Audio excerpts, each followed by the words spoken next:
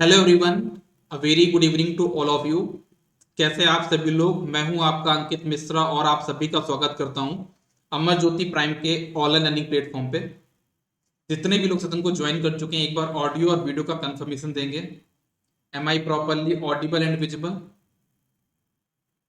A very good evening Rahul, Kalpana, Kshitij, Priyesh, Ravi, Rahul, Nikhil. Very good evening everybody. A very good evening Ajay, prince, Vidyut Prabha, अभिषेक, रोहित। कैसे हैं आप सभी लोग? सब लोग बढ़िया? चलिए, तो हम लोग बिना कुछ डिले किए बिना क्लास को स्टार्ट करते हैं। ओके, बहुत बढ़िया, सब कुछ क्लियर, तो हम लोग क्लास को स्टार्ट करते हैं। ठीक है, विदाउट एनी डिले हम लोग क्लास को स्टार्ट करते हैं। ठीक है, तो मेरा एक चीज आपसे पहले पूछूंगा मैं। सबसे पहले हम लोग डिस्कस करेंगे कि हमारा जो ट्रांसमिशन लाइन है ना, उसकी डिजायरेबल प्रॉपर्टीज क्या होनी चाहिए। हम अपने ट्रांसमिशन लाइन से क्या चाहते हैं?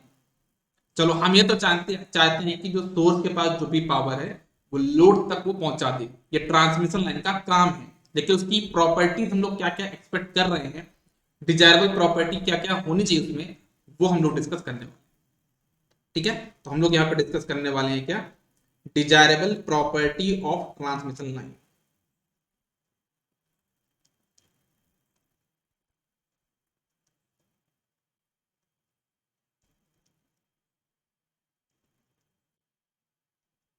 तो सबसे इंपॉर्टेंट जो प्रॉपर्टी है ना ट्रांसमिशन लाइन की, जो हम चाहते हैं वो ये है यार, कि हम ये चाहते हैं कि हमारे ट्रांसमिशन लाइन का जो पावर लॉस है ना, वो मिनिमम हो।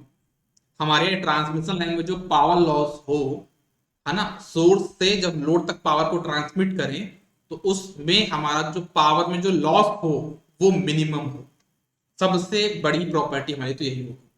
तो क्या बोला मैंने? Power loss should be low.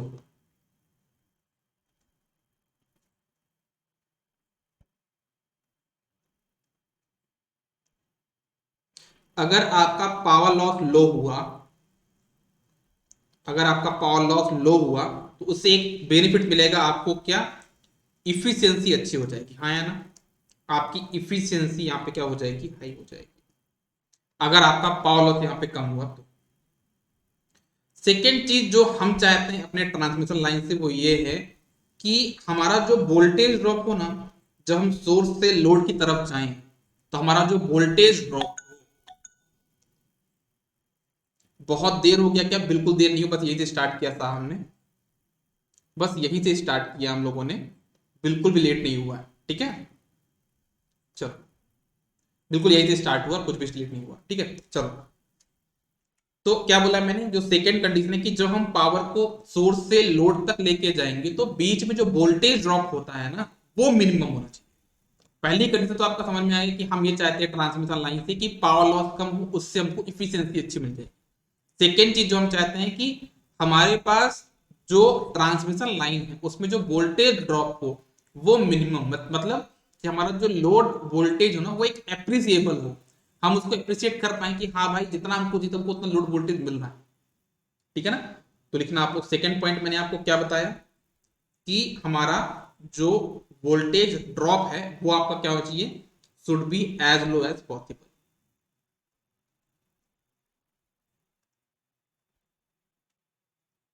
Voltage drop should be as low as possible. ठीक है, एक चीज हम और चाहते हैं अपने ट्रांसमिशन लाइन में, वो ये है कि हमारा जो रेटेड वोल्टेज है ना, जैसे हमने बोल दिया कि यार हमने 11 किलो वोल्ट पे जनरेशन किया और हमने उसको 220 वोल्ट किलो 220 किलो वोल्ट पे स्टेप अप करके ट्रांसमिट किया, और हमारे पास जो डिस्ट्रीब्यूशन के पास आएगा वोल्टेज वो आएगा कितना?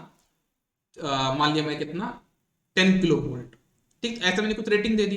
तो इसमें जो चेंजेस आए हैं, है ना, वो 5% से ज्यादा चेंजेस ना हो।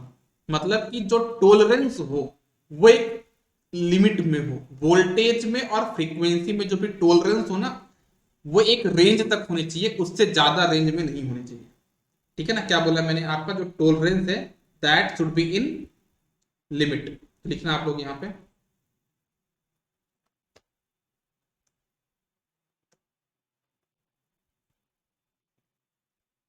Tolerance in voltage and frequency, tolerance in voltage and frequency should be in limits. मतलब एक लिमिट में होने चाहिए, ऐसा नहीं कि फ्रीक्वेंसी कुछ भी चेंज होती जा रही है। हाल पहली बात तो फ्रीक्वेंसी चेंज होनी ही नहीं चाहिए, लेकिन अब इतना तो हमको पता है कि भाई इतना तो हम तो कर ही नहीं पाएंगे। तो हम लोग यहाँ पे क्या मानते हैं कि हमारा जो वोल्टेज में जो वेरिएशन हो वो ±5% हो। ये यूनिवर्सल है ना, ये ±5% यूनिवर्सल है, मतलब सभी देश वालों को इतना फॉलो करना चाहिए। लेकिन हमारे इंडिया में 5% ना मान के क्या माना जाता है, ±6%। इतना वोल्टेज वेरिएशन अलाउड है। अगर इससे ज्यादा वोल्टेज वेरिएशन होगा तो वो उनको एक्सेप्ट नहीं करेंगे। ठीक है, तो ये हो गया किसका रेंज, वोल्टेज का। ये किसका रेंज बताया मैंने आपके पास यहाँ पे, वोल्टेज का रेंज। फ्रीक्वेंसी कितना होगा आपका, फ्रीक्वेंसी का जो होगा that will be your 0.5 hertz, मतलब कि 1% ज्यादा फ्रीक्वेंसी में चेंज नहीं आना चाहिए। कितना चेंज नहीं आना चाहिए, 1% से ज्यादा चेंज नहीं आना चाहिए फ्रीक्वेंसी में। वोल्टेज में 6% और फ्रीक्वेंसी में 50 ±5 0.5, मतलब 0. मतलब आपके तो 1% हो जाएगा। फ्रीक्वेंसी लिख देता हूं मैं यहाँ पे। फ्रीक्वेंसी कितना बताया मैंने, फ्रीक्वेंसी आपका 50 हर्ट्ज ±0.5, 50 ±0.5, दैट मीन्स आपका कितना हो जाएगा ये 1%। 1% से ज्यादा हम अलाउड नहीं करेंगे। किसमें, फ्रीक्वेंसी में। ये एक लिमिट के अंदर ही होना चाहिए। समझ में आई बात, चलो बहुत अच्छी बात है अगर इतना समझ में आ गया तो। एक चीज और है ना, हमारा जो ट्रांसमिशन लाइन है उसके थोड़ी सी रेटिंग के बारे में बात कर लेते हैं। हमारा जो ट्रांसमिशन लाइन है ना उसकी रेटिंग्स के बारे में बात कर लेते हैं। क्या बात है, आज सभी लोग फ्रीक्वेंसी का 3%, हम डिस्ट्रीब्यूशन की तरफ की बात करते हैं ना। दोनों चीज अलग अलग है, ट्रांसमिशन अलग है, डिस्ट्रीब्यूशन अलग है। ट्रांसमिशन में हम 3% अलाउ नहीं कर सकते, है ना। डिस्ट्रीब्यूशन में 3% चल सकता है, क्योंकि डिस्ट्रीब्यूशन में किसका नुकसान होने वाला है, कंज्यूमर को होने वाला है ना। हम लोग डिस्ट्रीब्यूशन में 3% कर सकते हैं, है ना। ट्रांसमिशन में आपका 1%। 50 का 0.5 कितना होगा, 1% होगा ना।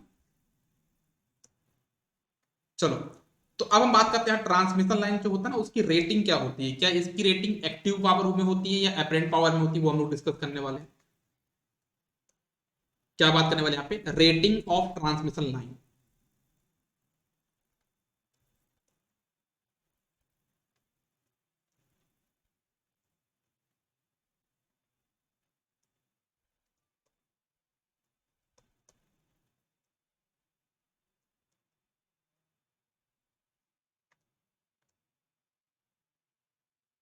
ठीक है, तो देखो हमारा जो ट्रांसमिशन लाइन की रेटिंग होती है ना, वो होती है किसमें, दो रेटिंग होती है। एक होती है वोल्टेज की रेटिंग, एक होती है हमारी किसकी रेटिंग, पावर की रेटिंग। किसकी बताई मैंने, पावर और वोल्टेज। तो पावर की जो रेटिंग होती है ना, पावर की जो भी रेटिंग होगी वो आपकी होती है कौन सी रेटिंग, वो होती है आपकी एपरेंट पावर रेटिंग। कौन सी पावर रेटिंग, एपरेंट पावर। मतलब आपका जो रेटिंग होगा वो किसमें होगा आपका, ये आपका होता है एमवीए में। जो पावर की रेटिंग होती है वो किसमें होती है आपकी, दैट इज इन एमवीए। ठीक है, और रही बात आपका किसका, वोल्टेज का। तो जो वोल्टेज की रेटिंग होती है वो किसमें होती है आपकी, वोल्टेज की जो रेटिंग होती है वो होती है आपकी लाइन टू लाइन वोल्टेज। ये तो मेरे ख्याल से आपको पहले ही बता दिया था मैंने कि हमारा जो ट्रांसमिशन लाइन है उसकी जो रेटिंग होती है, वोल्टेज की जो रेटिंग होगी वो किसमें होगी हमेशा, लाइन टू लाइन वोल्टेज।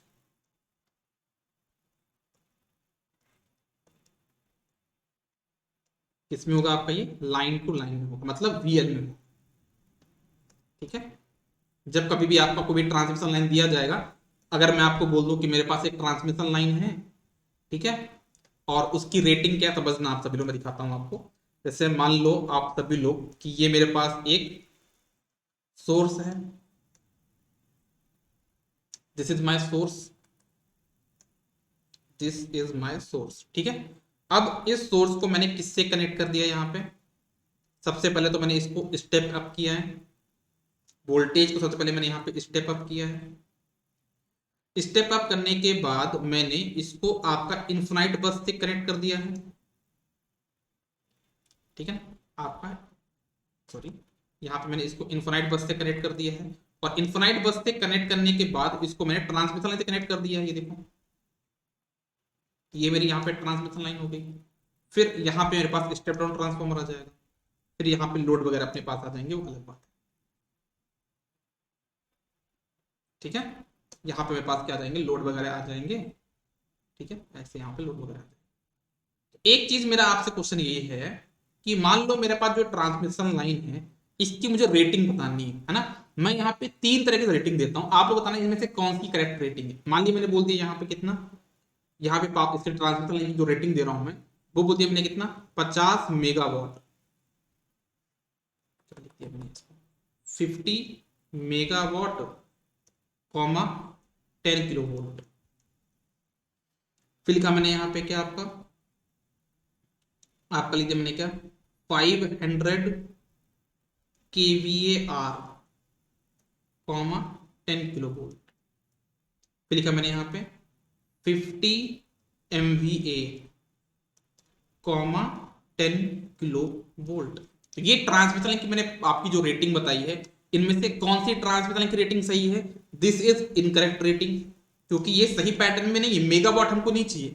हमारी जो ट्रांसमिशन लाइन की रेटिंग होगी वो किस में होती है, आपकी एपरेंट पावर में होती है, ना कि एक्टिव पावर में। तो ये गलत है, ये भी गलत है, और ये हमारा सही है,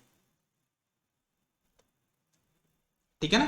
तो हमारा जो लास्ट वाला होगा वो हमारा सही माना जाएगा। सभी को क्लियर है चीज, चलो बहुत अच्छी बात है, अगर इतना क्लियर है तो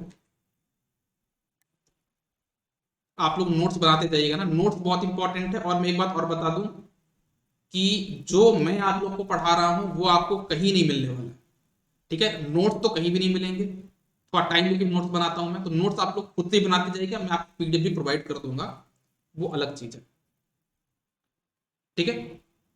अच्छा, मेरा आपसे क्वेश्चन है कि हमारे पास जो लोड होते हैं, जस्ट अ सेकंड, एक मैं मैसेज कर दूं, इंपॉर्टेंट मैसेज है।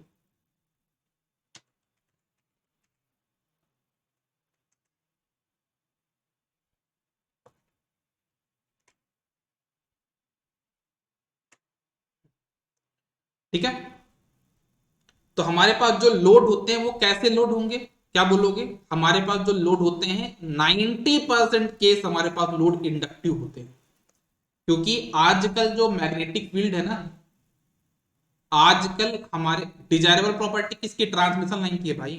कैसी बात कर रहे हो यार, कैसा पूछ लिया आपने। Desirable property of transmission line है ना, बोला तो था मैंने आपको।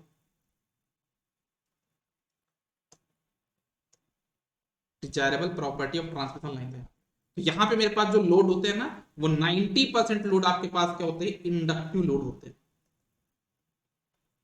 मतलब अगर ये इंडक्टिव लोड है, आप अपने घर पे देख लो, है ना, ऑलमोस्ट सभी के पास इंडक्टर लगा हुआ है, आप कुछ भी देख लो, आपको 90% केस में इंडक्टर देखने को मिल जाए। तो आपका जो पावर फैक्टर होगा ना लोड का, दैट विल बी ऑलवेज, ये मान के चलिए कितना होगा पास, वो आपका लैगिंग पावर फैक्टर होगा, ठीक है ना। कहाँ का, आपका यहाँ पे, जो कि अगर ये इंडक्टिव लोड है, इसको रिएक्टिव पावर चाहिए। हर एक इंडक्टिव लोड को रिएक्टिव पावर चाहिए काम करने के लिए, मतलब मैग्नेटिक फील्ड क्रिएट करने के लिए क्या चाहिए, रिएक्टिव पावर। और रिएक्टिव पावर सिर्फ आपको ये दे सकता है कौन, यहाँ पे जो सोर्स कनेक्ट किया। अच्छा, कभी इसको जो मैंने डायग्राम बनाया ना मैंने, ये इसको मैं क्या बोलता हूँ, सिंगल लाइन डायग्राम बोलता हूँ। इसको मैं क्या बोलता हूँ, आपका सिंगल लाइन डायग्राम, याद रखना। ये मेरा क्या है, आपका सिंगल लाइन डायग्राम। अच्छा, इस सिंगल लाइन डायग्राम में, इस सिंगल लाइन डायग्राम में, है ना, कुछ लोगों को डाउट है कि सर ये आपके पास क्या है, ये आपका जनरेटर है, ये आपका क्या है, जनरेटर है, ये आपका क्या है, यहाँ पे लोड है, ये आपका यहाँ पे क्या है, स्टेप अप ट्रांसफॉर्मर है, ये आपका क्या है, इनफाइनाइट बस जिसे आप कनेक्ट करते हो, ठीक है। ओके, अब बात आती है सर यहाँ पे जो जनरेटर आपने बनाया है ना, तो कुछ क्वेश्चन में आप ऐसे जनरेटर यहाँ पे बना हुआ है, कुछ जनरेटर में आप देखोगे जब पढ़ोगे तो आगे चल के यहां पे एक ऐसा सिंबल होता है, कैसा, ये। कुछ जनरेटर में आपके पास यहां पे स्टार्टिंग में ऐसा कुछ सिंबल बना होता है, कुछ जनरेटर में नॉर्मली ऐसा जनरेटर बना होगा, और कुछ जनरेटर में आपके पास ऐसा सिंबल बना होता है। और ये सिंबल क्या बताता है, बताओ जरा। जनरेटर के सामने अगर ऐसा सिंबल बनाया गया है, दैट मीन्स ये एक ऐसा जनरेटर है जहां पे आपके पास स्टीम इनपुट है। समझ में आई बात। अगर ऐसा कुछ है मतलब ये आपका कौन सा जनरेटर है, जहां पे आपके पास क्या है, स्टीम इनपुट होगा। जैसे थर्मल पावर प्लांट हो गया, जैसे कि आपका थर्मल पावर प्लांट हो गया, ठीक है, समझ में आई बात। ओके, ठीक है। तो यहाँ पे आपका जो ये रेटिंग है वो क्या है, आपका अपरेंट पावर किसका होगा, थ्री फेज पावर होगा ना, थ्री फेज एमवीए रेटिंग यहाँ पे देता हूँ, थ्री फेज एमवीए रेटिंग, क्योंकि यहाँ पे लाइन टू लाइन वोल्टेज समझ जाओगे आपका ये थ्री फेज एमवीए रेटिंग होगा। जैसे कि अगर मैं बात करूं कि मेरे पास यहाँ पे क्या है, एस इक्वल टू कितना हो जाएगा, मतलब अपरेंट पावर होता है कितना, root three V L I L. आपको क्वेश्चन में क्या क्या पता है, जो आपका ट्रांसमिशन लाइन मैंने बनाया है यहाँ पे, उस ट्रांसमिशन लाइन का आपको पावर की रेटिंग पता है, मतलब एस की रेटिंग पता है, और वोल्टेज की रेटिंग पता है। तो क्या आप यहां से आई एल की रेटिंग नहीं बता सकते, आपको ये गिवन है और आपको ये भी गिवन है, ये दोनों चीजें आपको यहाँ पे क्या थी, गिवन थी। तो क्या आप यहाँ पे आई एल की रेटिंग नहीं बता पाएंगे, बिल्कुल बता पाएंगे। दी बोथ आर गिवन, ये दोनों आपको यहाँ पे क्या है, गिवन।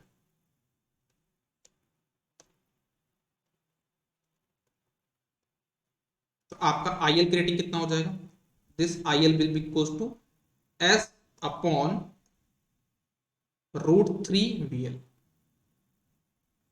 तो घबराना नहीं है, क्यों नहीं घबराना है, क्योंकि अगर आपको पावर की और वोल्टेज की रेटिंग दी हुई है ना, तो आप वहां से करंट की रेटिंग बता सकते हैं,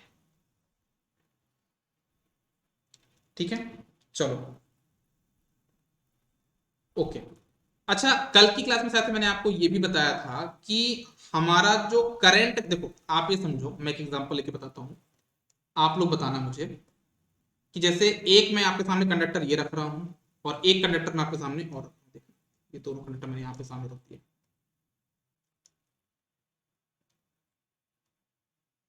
है ना। आप देखना है इसको, मैंने आपके सामने यहाँ पे दोनों कंडक्टर को रखा था। मेरा आपसे क्वेश्चन ये है कि इसका जो एरिया है, क्रॉस सेक्शन एरिया है, वो कम है कि लो है, इसका एरिया यहाँ पे क्या है, लो है, इसका एरिया यहाँ पे ज्यादा। तो मेरा आपसे क्वेश्चन ये है कि इन दोनों में से ज्यादा करंट हम किसमें पास कर सकते हैं, हमारी जो करंट होगी ना, हमारी जो करंट होगी, हम किसमें ज्यादा करंट को पार कर सकते हैं, पास कर सकते हैं। इसमें जो करंट होगी वो कम होगी, अगर हम दोनों को सेम मटेरियल मान लें, अगर हम दोनों को सेम मान लो, दोनों ये भी एल्यूमिनियम का ये भी एल्यूमिनियम का, तो इसमें जो हमारी करंट होगी that will be minimum. Current यहाँ पे क्या होगी, मिनिमम होगी, और यहाँ पे करंट आपका क्या होगा, मैक्सिमम होगा। ऐसा क्यों होगा, क्योंकि देखो ऐसा क्यों हुआ, क्योंकि आप सभी को ओम्स लॉ पता है, फिर रजिस्टर का फॉर्मूला पता है, आर इक्वल टू क्या होता है, रो एल अपॉन ए। तो अगर आपका एरिया कम है, अगर आपका यहाँ पे एरिया कम है, दैट मीन्स रेजिस्टेंस ज्यादा है, और अगर रेजिस्टेंस ज्यादा दैट मीन्स करंट आपका कम होगा। मतलब आप देख सकते हो ना, आप इसको ऐसा मान लो कि एक छोटा, आपके सामने यहाँ पे चार पांच लोग खड़े हैं, ठीक है, यहाँ पे बाहर चार पांच लोग खड़े, ये आपका दरवाजा है। तो इसमें से ज्यादा लोग जा पाएंगे, इसमें ज्यादा ज्यादा लोग ट्रेवल कर पाएंगे, इसमें ज्यादा लोग जा पाएंगे ना, क्योंकि यहाँ पे ज्यादा जगह है, ठीक है ना, ठीक है। तो मैं आपसे ये बोलना चाह रहा हूं कि हम यहां समझ सकते हैं, आपका ये है, इसमें आपका एरिया ज्यादा है, तो आपका रेजिस्टेंस क्या हो जाएगा, रो एल अपॉन ए। अगर आपका क्रॉस सेक्शन एरिया यहाँ पे ज्यादा हो गया, तो आपका रेजिस्टेंस कम हो जाएगा, रेजिस्टेंस कम हो गया दैट मीन्स आपका यहाँ पे करंट मैक्सिमम होगा। तो क्या मैं ये नहीं बोल सकता हूँ क्या कि मेरा जो क्रॉस सेक्शन एरिया है वो करंट रेटिंग पर डिपेंड करता है, हाँ या ना। मेरा जो क्रॉस सेक्शन एरिया है, this area is directly proportional to IL rating, हाँ या ना बोलो। इसमें कुछ गलत है या सही है? बिल्कुल सही है ना यार। हमारा जितना ज्यादा करंट आपको मतलब पास करवाना है, उतना ज्यादा आपको क्रॉस सेक्शन एरिया रखना पड़ेगा,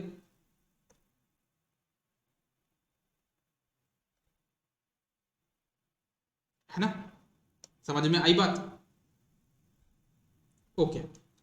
तो अब यहाँ पे आपका क्रॉस सेक्शन एरिया प्रोपोर्शनल है आईएल के, मतलब अगर आपका आईएल ज्यादा है तो क्रॉस सेक्शन एरिया भी ज्यादा रखना पड़ेगा। अब एक बात तो ये भी समझो ना कि अगर आप क्रॉस सेक्शन एरिया ज्यादा रख दोगे, है ना, आपके कंडक्टर का, तो वो इतना ज्यादा हैवी नहीं हो जाएगा, बहुत ज्यादा heavy.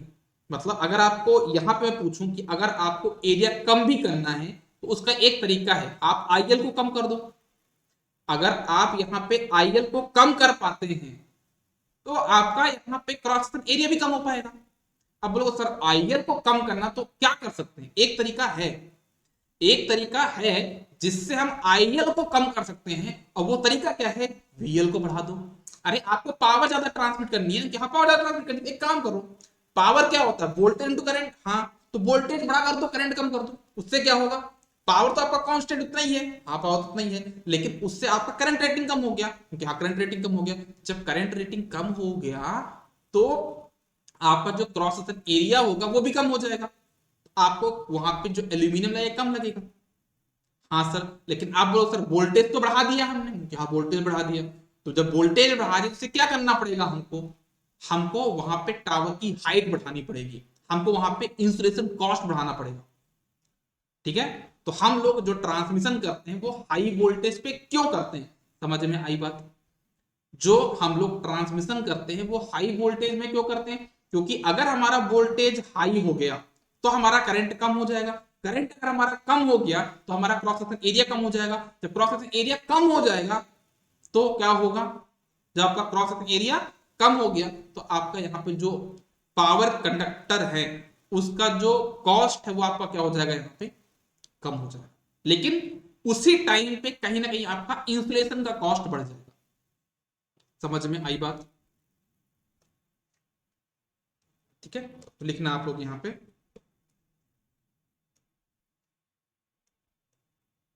If VL is more,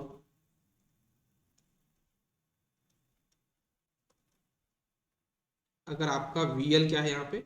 ज्यादा है, इफ VL इज मोर तो IL शुड बी लो।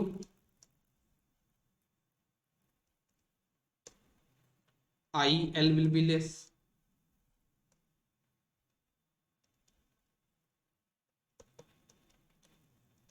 अगर आपका IL यहाँ पे कम है, अगर आपका यहाँ पे IL कम हो गया, दैट मीन्स कि आपका यहाँ पे क्या कम हो जाएगा? आपका यहाँ पे जो क्रॉस सेक्शन एरिया है that is proportional to IL। तो अगर आपका यहाँ पे IL कम हो गया दैट मीन्स आपका क्रॉस सेक्शन एरिया भी कम हो जाएगा। अगर आपका क्रॉस सेक्शन एरिया कम हो गया दैट मीन्स आपका यहाँ पे जो पावर कंडक्टर का जो कॉस्ट है, जो पावर कंडक्टर का आप क्या बोलोगे, क्रॉस सेक्शन एरिया है, वो कम हो गया, तो आपका साइज, वेट, है ना, ये दोनों ही पावर कंडक्टर कम हो जाएगा। तो क्या बोला मैंने यहाँ पे? Size, weight and cost of power conductor will be less, of power conductor will be less. लेकिन उसी टाइम पे एक दिक्कत वाली बात भी आई है, और वो दिक्कत आप सभी को पता है, दिक्कत क्या है? इंसुलेशन कॉस्ट बढ़ जाएगी। इंसुलेशन कॉस्ट के साथ एक कॉस्ट और बढ़ जाएगी, क्योंकि आपने वोल्टेज ज्यादा कर दिया तो टावर की जो हाइट है ग्राउंड से वो बढ़ानी पड़ जाएगी, क्योंकि अगर उस टावर के कोई जाए तो उसके बाल धीरे खड़े ना हो जाए, है ना, क्योंकि अगर वो हाइट लेस डिस्टेंस पे है तो वो अपने एक इलेक्ट्रिक फील्ड क्रिएट करेगा, और जब इलेक्ट्रिक फील्ड क्रिएट कर तो उसके आसपास से कोई भी जाएगा पार्टिकल तो उसको इलेक्ट्रिक फील्ड फील होगा, क्योंकि करंट ज्यादा भी है ना, करंट मिली एम्पियर में, एम्पियर में नहीं है, किलो एम्पियर में तब भी होगी यहाँ पे करंट। भले करंट को कितना कम कर लो आप, भले हम यहाँ पे करंट को कम कर पा रहे हैं, लेकिन करंट तो है तो किलो एम्पियर में ही है, तो उसके वजह से जो फील्ड क्रिएट होगा वो इतना तो होगा कि आप अगर उसके पास से जाते हैं तो आपको फील होगा। ठीक है, तो हम यहाँ पे क्या करेंगे? इंसुलेशन कॉस्ट बढ़ानी पड़ेगी, और टावर को हमको क्या करना पड़ेगा? उसको हाइट बढ़ानी पड़ेगी, ग्राउंड क्लियरेंस बढ़ाना पड़ेगा। दो फेस के बीच का डिस्टेंस बढ़ाना पड़ेगा, ठीक है। लिखना आप लोग यहां पे, but cost of insulation will increase.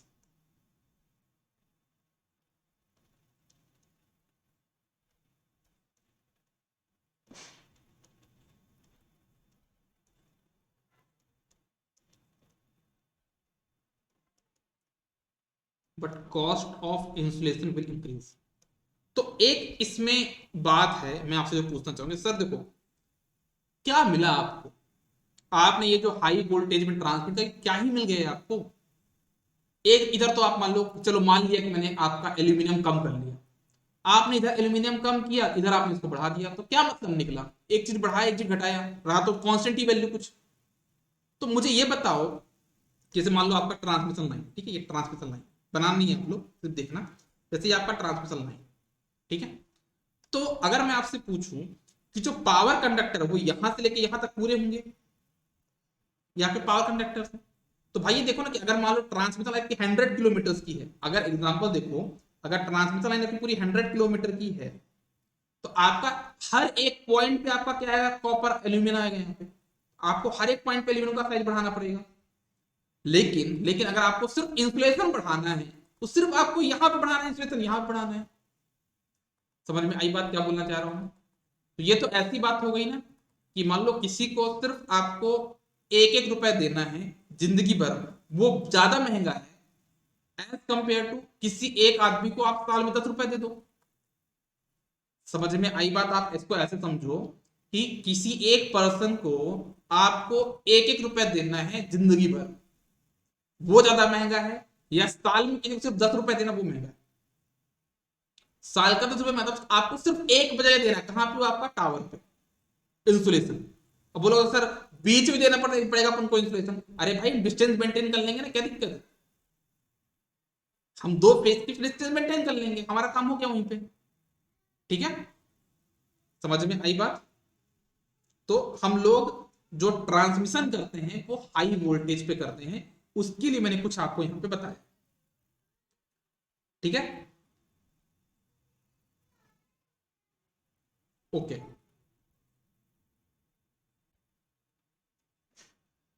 तो लिखना आप लोग यहां पे, हेंस इन ट्रांसमिशन लाइन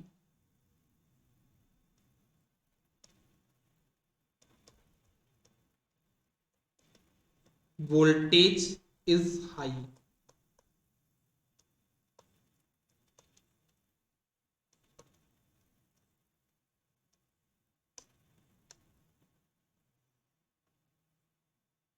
ठीक है, ओके, फिर नोट कर लो, नोट करो जल्दी से जल्दी नोट करो ना, थोड़ा स्पीड बढ़ाना क्योंकि चीजें बहुत सारी डिस्कस करनी है ना, कोई भी चीज छूट ना पाए। सर एक डाउट है, कुछ पूछना चाह रहे हैं। सर एक डाउट है, वीएल इंक्रीज होगा तो आईएल इंक्रीज कैसे होगा। अगर वीएल इंक्रीज हुआ तो आईएल इंक्रीज क्यों होगा, कहां मैंने बोला, आईएल तो डिक्रीज किया मैंने। अगर वीएल ज्यादा हुआ तो आईएल मैंने डिक्रीज किया है, आईएल कहां इंक्रीज किया मैंने, देखो। अगर आपका वीएल आपका ज्यादा है तो आईएल तो मैंने कम किया है, आपने कैसे बोला कि आईएल इंक्रीज होगा। हम्म, है ना, समझ में आई बात। वीएल ज्यादा होगा तो आईएल कम होगा ना, सेम पावर के लिए। आप ऐसा समझ लो कि आपका जो पेट है वो तो फिक्स है, आपका जो पेट है वो तो फिक्स है, आप उतना ही खाना खाओगे, है ना। लेकिन अब अगर आपको खाना खाना है तो दो ऑप्शन है, या तो चावल ज्यादा खा लो, अगर चावल ज्यादा खाए तो रोटी कम खानी पड़ेगी, अगर रोटी ज्यादा खा लो चावल कम खाना पड़ेगा, लेकिन जो टोटल चीज है तो कांस्टेंट है ना। अब ऐसा तो नहीं है यार कि वोल्टेज ज्यादा मतलब चावल ज्यादा खाओ तो रोटी भी ज्यादा खाओगे, ऐसा तो है नहीं। आपका पेट है जो फिक्स है, उसका जो पावर वो फिक्स है, ठीक है ना। ओके, ठीक है, क्लियर हो गया सब, चलो बहुत अच्छी बात है। अब थोड़ा सा देखना, मैं यहाँ पे एक टावर बना के दिखाता हूँ छोटा सा, कैसा टावर है देखना, इसको हम बोलते हैं पायलॉन, बोलते हैं क्या बोलते हैं हम इसको, पायलॉन, पायलॉन या लैटिस स्ट्रक्चर। पाइलॉन या फिर लैटिस स्ट्रक्चर हम लोग डिस्कस करेंगे।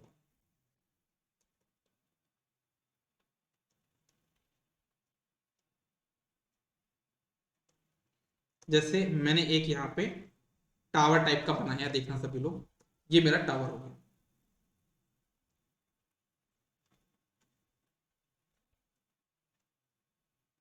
ठीक है,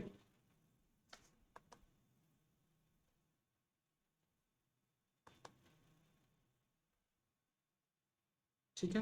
टावर को हम डायरेक्टली ग्राउंड से कनेक्ट करते हैं, याद रखना ना, हम टावर को नीचे डायरेक्ट ग्राउंड से कनेक्ट करते हैं।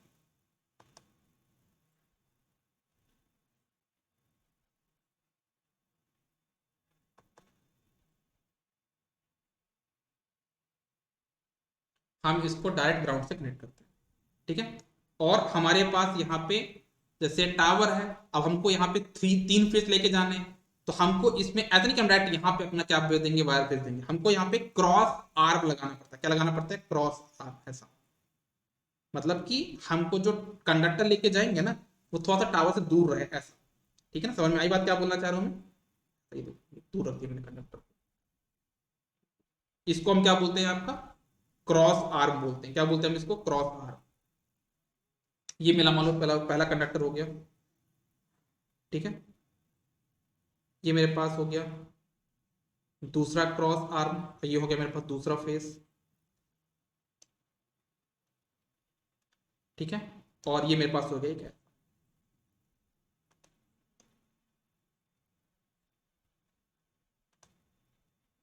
अब इतना नीचे जमीन के पास नहीं होता वो, बट थोड़ा ठीक है, मैंने बना दिया तो बना दिया।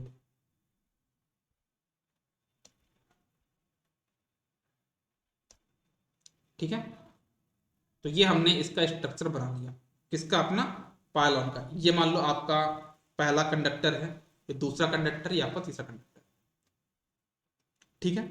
तो मान लिया मैंने इसकी जो आपकी कुछ ट्रांसमिशन लाइन, ये आपकी ट्रांसमिशन लाइन है, ट्रांसमिशन लाइन में कुछ रेटिंग होगी। रेटिंग मैंने आपको थोड़ी देर पहले ही बताया, रेटिंग क्या होती है आपकी? आपकी एमवीए कॉमा वोल्टेज। तो आपकी मान लो रेटिंग दी यहाँ पे कितना? 50 एमवीए कॉमा 132 किलो वोल्ट, ठीक है। ये इसकी रेटिंग है। तो ये तो आप समझ गए हो कि सर ये जो रेटिंग दी हुई है यहाँ पे, this is your MVA rating, मतलब अपरेंट पावर रेटिंग है ये आपकी। और ये आपकी कौन सा वोल्टेज है? This is your line voltage, this is your line voltage VL, ये आपका हो जाएगा एमवीए। अब मैं आपसे पूछना चाह रहा हूं कि आप मुझे ये बताओ, ये जो टावर है वो किससे कनेक्टेड है? ग्राउंड से, मतलब 0 वोल्ट से कनेक्टेड है, हाँ या ना? ये जो टावर है वो किससे? ग्राउंड वोल्ट 0 से कनेक्टेड है। और जब ये 0 से कनेक्टेड है तो पूरा टावर में कितना पोटेंशियल है? यहाँ पे 0 पोटेंशियल, 0 पोटेंशियल, 0 पोटेंशियल। तो यहां तक कितना पोटेंशियल है? 0 पोटेंशियल। यहां तक कितना है? 0 पोटेंशियल, 0 पोटेंशियल जगह का। ये आपका कंडक्टर है जिसमें हाई वोल्टेज होगा, तो इनको सेपरेट करने के लिए हम यहाँ लगाते हैं insulation. This is your insulation.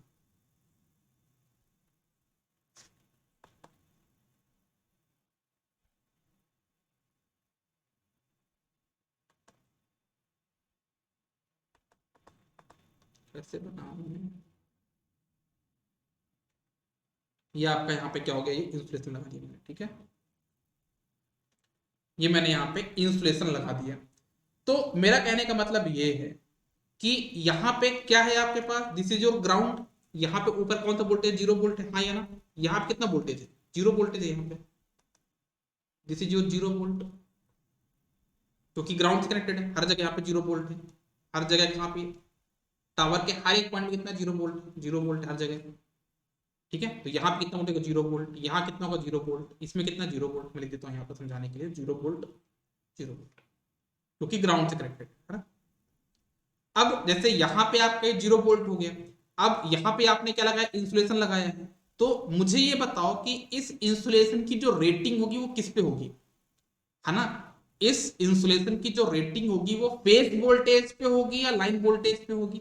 इस इंसुलेशन की जो मैंने यहाँ पे इंसुलेशन लगाया है, उसकी रेटिंग क्या होगी? फेज वोल्टेज पे होगी या लाइन वोल्टेज पे होगी? तो ये अगर मैं पूछूं यहाँ पे कितना वोल्टेज होगा तो क्या बोलोगे? अगर मैं आपसे पूछूं यहाँ का जो वोल्टेज कितना होगा, तो क्या बोलोगे? सर यहाँ का वोल्टेज, इसके पास का जो वोल्टेज होगा वो उतना ही वोल्टेज होगा जो एक फेस और ग्राउंड के बीच का होता है, मतलब वीपीएच। कितना हो जाएगा आपका ये 132/√3, 132/√3। तो अगर हम यहां से बात करें कि मेरा जो ट्रांसमिशन लाइन है उसकी रेटिंग किसमें है, उसकी जो रेटिंग है वो लाइन वोल्टेज में है, लेकिन जो मेरा इंसुलेशन है उसके पास जो वोल्टेज जा रहा है वो कौन सा वोल्टेज जा रहा है, क्या उसको लाइन वोल्टेज बन रहा है क्या इस इंसुलेशन को, नहीं, इस इंसुलेशन को फेस वोल्टेज के बेस पे डिसाइड करना है। हमारा जो इंसुलेशन होगा वो हमको फेस वोल्टेज के बेस पे डिसाइड करना है, ना कि लाइन वोल्टेज के बेस पे। तो मान लिया मैंने कि ये आपका 132 किलो वोल्ट है, इसको सॉल्व करके बता दो कितना हो गया, है ना, कोई अगर बता सकता है कैलकुलेट करके कितना होगा, 132/√3 अगर कर लोगे तो कितना आ जाएगा। पायलॉन क्या है, इस स्ट्रक्चर को हम बोलते हैं, जो हमारा ये टावर है ना इसके स्ट्रक्चर को हम पायलॉन बोलते हैं, ठीक है साहा, इसको हम क्या बोलते हैं, पायलॉन बोलते हैं, ठीक है। तो ये हमारा क्या होगा, फेस वोल्टेज पे हो जाएगा 132/√3। इसकी वैल्यू कोई बता सके तो ज्यादा अच्छा हो गया यार।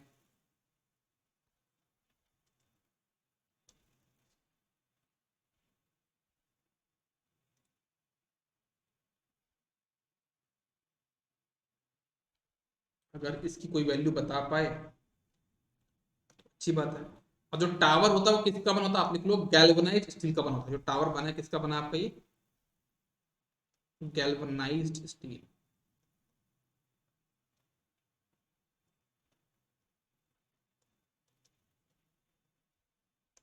ठीक है। जो टावर आपका किसका बना, वो गैल्वेनाइज्ड स्टील का बना है।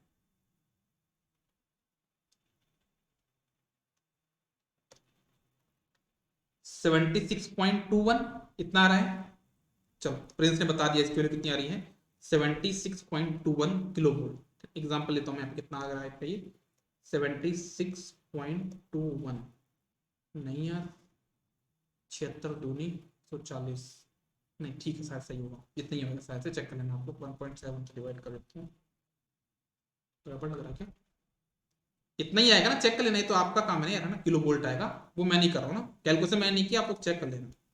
76.21 किलो वोल्ट आ जाएगा, ठीक है ओके। अब यहां पे जो वोल्टेज लिया है आपने, ये आरएमएस वैल्यू है कि पीक वैल्यू है कि एवरेज वैल्यू है, क्या बताओगे। चलो मान लिया मैंने कि जो 76.21 आया है वो आपका एक फेस वोल्टेज हो गया, मतलब जो ये इंसुलेटर लगाया मैंने उसकी रेटिंग हम फेस वोल्टेज पे डिसाइड करते हैं, ना कि लाइन वोल्टेज पे।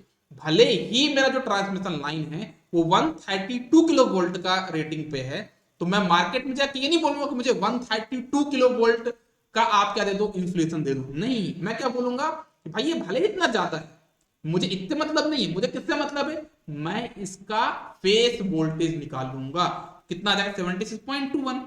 अब इसमें डिफरेंस क्या है सर, अरे भाई 132 किलो वोल्ट जो आपका इंच होगा बहुत महंगा होगा, 76 वाला कम होगा, समझ में आई बात।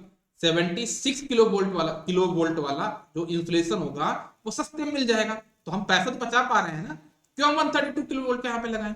अगर लगा भी दिया 132 किलो वोल्ट तो अच्छी बात है, अच्छा जहां एक्स्ट्रा इंसुलेशन मिल गया, लेकिन क्यों लगाना जब काम का नहीं है, जितना काम को उतना लगाएंगे। लेकिन अब इसमें किसी को डाउट आएगा कि सर यहाँ पे आपने जो वोल्टेज दिया है वो कितना वी पे था, कितना 76.21, लेकिन यहाँ पे जो वोल्टेज है 76.2 तो आरएमएस वैल्यू है, लेकिन यहाँ पे जो क्वांटिटी होगी अल्टरनेटिंग होगी, तो हो सकता है कि अगर मैं एसी की बात करूं तो एसी में क्या होता है, आपके पास ऐसा कुछ होता है, एसी में एसी में आपका ऐसा कुछ होता है, this is your AC wave, यहाँ पे जो वेव जा रही है वो एसी वेव है, तो एसी वेव में आपने 76.21 बताया वो ये बताया है, ये होता है आपका आरएमएस वैल्यू वी आरएमएस। लेकिन इस ट्रांसमिशन लाइन में, इस लाइन में हो सकता है ये वाला वोल्टेज भी हो, अगर ये वाला वोल्टेज हो गया भाई तो इंसुलेशन तो नहीं झेल पाएगा ना, क्योंकि इंसुलेशन की जो रेटिंग है वो आपने आरएमएस में लेकर 76.21, तो आपको इस इंसुलेशन को कैसे रखना पड़ेगा, इस इंसुलेशन को आपको रखना पड़ेगा फेस वोल्टेज का पीक वैल्यू, फेस वोल्टेज का पीक वैल्यू। तो मान लो आपका कितना ये ये आपका कितना 76.21 है किलो वोल्ट। तो आपको इसका पीक वैल्यू निकालना पड़ेगा। तो इसका पीक वैल्यू कितना हो जाएगा, √2 इंटू, आपको पता नहीं पीक वैल्यू क्या होता है, V R M S equal to कितना होता है, वी एम बाई √2 या वी पीक बाई √2। तो आपका वी पीक कितना आ जाएगा यहां से, वी पीक आ जाएगा आपके पास यहाँ पे वी आर एम एस, मतलब V R M S into √2, मतलब कितना आ जाएगा इसको सॉल्व करके 76.21 इंटू √2। कितना आ जाएगा सॉल्व करने पे, कोई बता सकता है कैलकुलेट करके, कोई बता सकता है कितना आएगा कैलकुलेटर सॉल्व करके, कितना होगा इसको सॉल्व करने पे, 76.21 इंटू √2 कर दोगे तो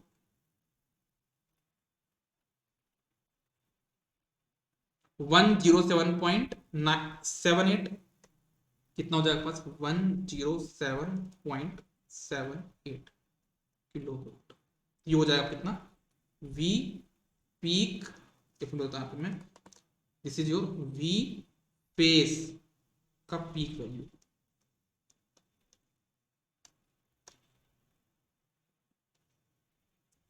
ठीक है, समझ में आया मैंने क्या बताया, नहीं आया समझ सर एक बार दोबारा थोड़ा सा इसको बता दो, बता देता हूँ। ये एक ट्रांसमिशन लाइन है, ट्रांसमिशन लाइन को बनाने के मैंने सबसे पहले एक स्ट्रक्चर बनाया, ठीक है, जिसको बोलता हूं मैं पायलॉन स्ट्रक्चर या फिर लैटिस स्ट्रक्चर। ठीक है, ये जो टावर था वो गैल्वेनाइज्ड स्टील का बनाया, 3 मैंने फेस बना दिए, आर वाई पी 3 फेस बना दिए। ठीक है, अब इस ट्रांसमिशन लाइन की मैंने रेटिंग भी दे दी 50 MVA, मतलब इसकी पावर रेटिंग ये है, और इसका जो वोल्टेज रेटिंग है 132 किलो वोल्ट, ये इसका वोल्टेज रेटिंग है। अब मुझे पता है कि जो वोल्टेज रेटिंग वो लाइन वोल्टेज है, क्यों पता है, अरे भाई ट्रांसमिशन लाइन की रेटिंग लाइन वोल्टेज भी होती है।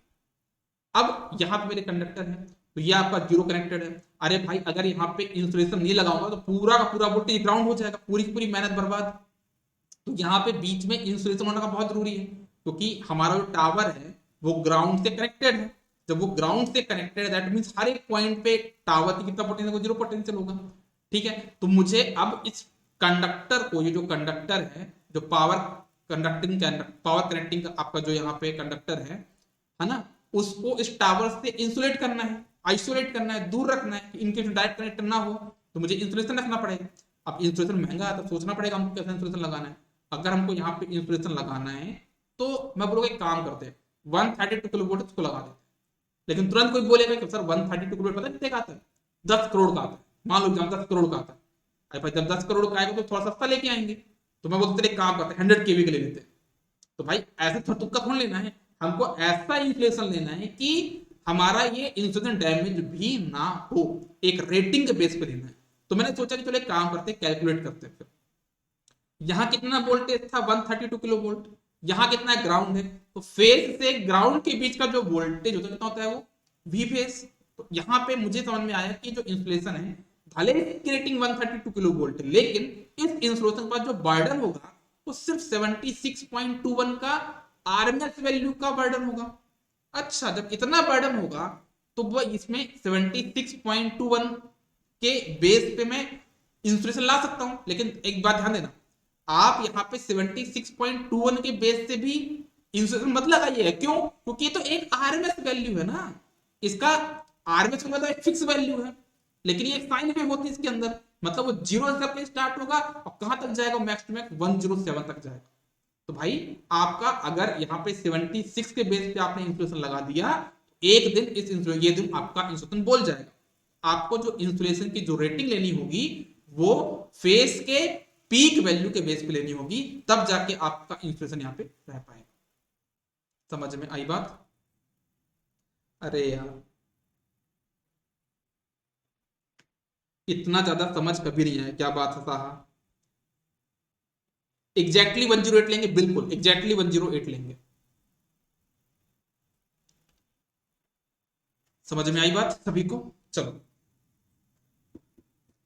है ना। तो एक पॉइंट लिखते हैं हम लोग यहाँ पे, हम लोग लिखते हैं यहाँ पे insulator rating will be selected, insulator rating will be selected based on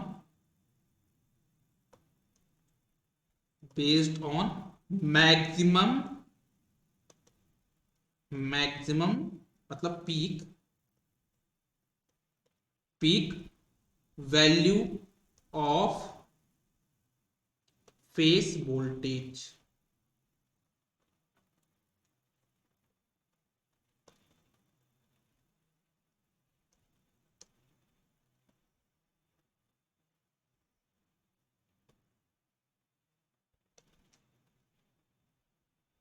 अभी क्लियर है फर्स्ट टाइम सर?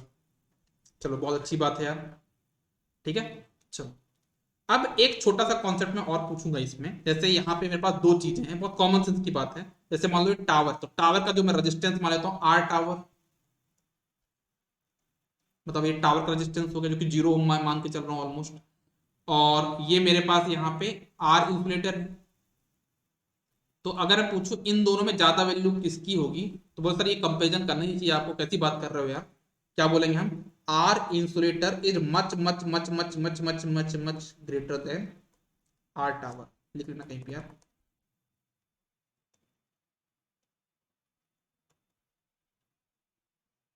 जब पढ़ते जाओ तो पूरा ही पढ़ लें, भले कितनी छोटी चीज हो ना, है ना। तो ये चीज भी अपने डिस्कस कर ली। तो यार लाइन टेढ़ी क्यों हो जाती है?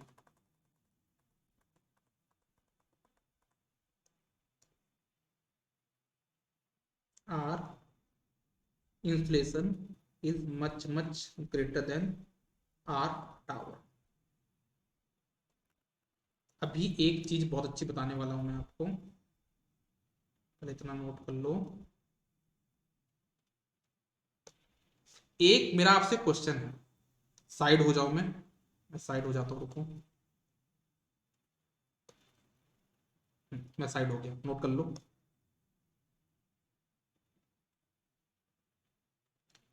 बताते सब है, ऐसा होता क्यों होता है, सिर्फ आपसे मिला। चलो अच्छी बात है यार, बहुत अच्छी बात है।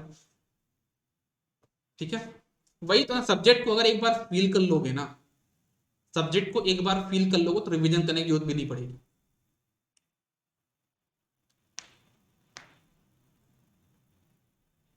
चलो अब एक मेरा डाउट है, डाउट ये है कि सर अगर अगर अगर हमारी जो ट्रांसमिशन लाइंस हैं वो अगर डेल्टा में कनेक्ट हुई तो क्या होगा? डेल्टा में कनेक्ट हुई तो क्या होगा? करके देखते हैं।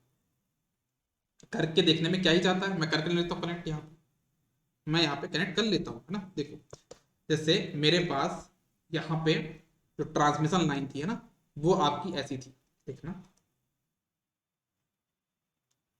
सेम मैं ले रहा हूं ना, सेम आपका लिख दूंगा मैं, सेम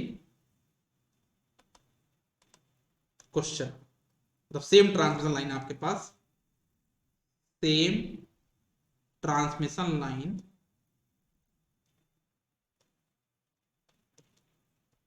सेम ट्रांसमिशन लाइन हमने एज्यूम किया है, बट कनेक्टेड इन डेल्टा। उसमें क्या होगा देखो,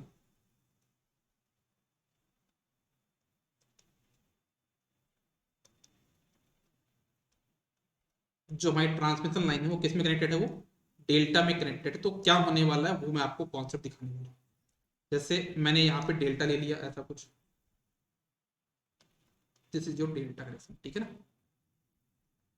ठीक है, और रेटिंग कितनी थी यार, मेरे पास फिर से देख लेता हूँ रेटिंग क्या थी। आपका कितना लेता, पिछली बार 132 लिया था ना शायद से मैंने, कितना लेता 132, तो यहाँ पे मैंने कितना ले लिया 132। ये आपका क्या है 132, ये आपको 132, ठीक है ना। ये ट्रांसमिशन लाइन है आपका, डेल्टा में कनेक्टेड है ना। और इसका जो रेटिंग है कितना है आपका, सेम ले लेता हूँ मैं, 50 MVA कॉमा 132 किलो वोल्ट, है ना। 50 MVA कॉमा 132 किलो वोल्ट, ठीक है। तो अगेन मुझे यहाँ पे इंसू तो लगाना पड़ेगा, इसमें भी लगाना पड़ेगा, क्योंकि डेल्टा कुछ भी हो, स्टार डेल्टा कुछ भी हो, मुझे इंसू तो लगाना पड़ेगा। तो यहाँ पे मेरा जो लाइन वोल्टेज जो कितना है, VL कितना है आपके पास, 132 किलो वोल्ट। तो VPH कितना हो जाएगा आपके पास, डेल्टा में आपका लाइन वोल्टेज और फेज वोल्टेज बराबर होते हैं, तो आपका 132 हो जाएगा। ठीक है, बिल्कुल सही बात है सर। तो आपका यहाँ पे जो इंसुलेशन की जो रेटिंग होगी वो क्या होगी, फेज वोल्टेज का पीक वैल्यू। तो कितना हो जाएगा आपका ये 132 किलो वोल्ट इंटू √2। कितना आ जाएगा सॉल्व करने पे, बताओ जरा, इसको सॉल्व करने पे कितना आ जाएगा, कोई बता सकता है?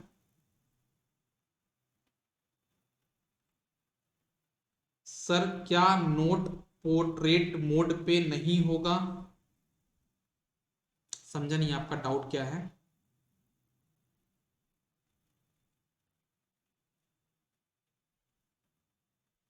अच्छा, जो भी लैंडस्केप पे वो ऐसा बना दे, वैसा नहीं हो पाएगा यार, वैसा नहीं हो पाएगा। 186.67 कितना हो जाएगा पास ये, 186.87 किलो वोल्ट। ये हो जाएगा आपका कितना, वी फेस पीक। तो क्या हम अपने, हमारा जो यहाँ पे क्या होगा, हमारा यहाँ पे क्या होगा, जो इंसुलेटर होगा, हमारा जो इंसुलेटर होगा, क्या वो इतनी रेटिंग पे होगा?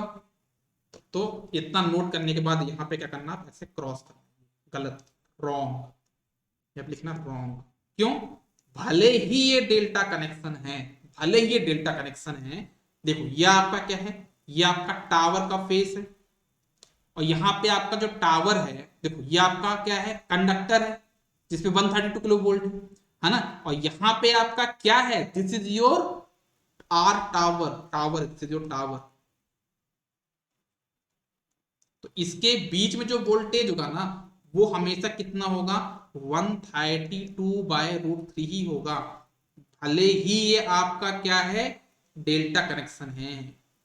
समझना इस बात को, है ना। यहाँ पे हमारा वोल्टेज इन दोनों बीच का नहीं देखेंगे, हमको यहाँ पे टावर जुड़ा हुआ है ना, तो हमको टावर के बीच का जो वोल्टेज देखेंगे तो कितना आएगा, वो 132 kV/√3 आएगा। दैट मीन्स भले हमारे डेल्टा में लाइन वोल्टेज फेज वोल्टेज बराबर होते हैं, भले ही हमारे डेल्टा कनेक्शन में लाइन वोल्टेज फेज वोल्टेज बराबर होते हैं, लेकिन हमारे ट्रांसमिशन लाइन में जो कंडक्टर है, उसको जो वोल्टेज मिलेगा वो कितना होगा, ऊपर क्या ग्राउंड है, ऊपर क्या टावर है।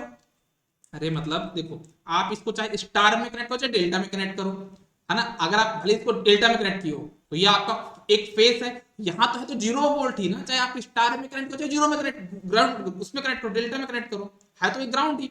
जो वोल्टेज यहाँ पे क्रिएट होगा वो फेस और न्यूट्रल के बीच का ही होगा, मतलब वो आपका कितना हो जाएगा, 132 kV/√3 हो जाएगा। समझ में आई बात? तो हमने जो यहाँ पे कॉन्सेप्ट किया वो गलत कॉन्सेप्ट किया, ठीक है ना। तो हमारा यहाँ पे जो वी फेज पीक होगा वो कितना हो जाएगा, मतलब यहाँ पे लिखता हूं मैं, इंसुलेटर रेटिंग लिख देता हूं मैं, जिससे आप लोग कंफ्यूजन ना हो। इंसुलेशन रेटिंग, देखो मैंने इसमें ये नहीं बोला है कि मेरा फेस वोल्टेज 130 kV/√3 होगा, मैंने ये नहीं बोला, मैंने बोला कि टावर और फेस के बीच में जो वोल्टेज होगा ना, वो 132 kV/√3 होगा। हाँ, आपको पूछे इस डेल्टा में आपका लाइन वोल्टेज बराबर होता, बिल्कुल होगा, यहाँ पे इन दोनों के बीच का वोल्टेज कितना होगा आपका, 132 kV होगा। उस बात पे मैं भी एक्सेप्ट करता हूँ, लेकिन इस टावर से कंडक्टर के बीच का जो वोल्टेज होगा वो 132 kV/√3 होगा। तो इंसुलेटर की जो रेटिंग होगी वो कितनी होगी आपकी, वो हो जाएगी कितनी, √2 इंटू V line/√3।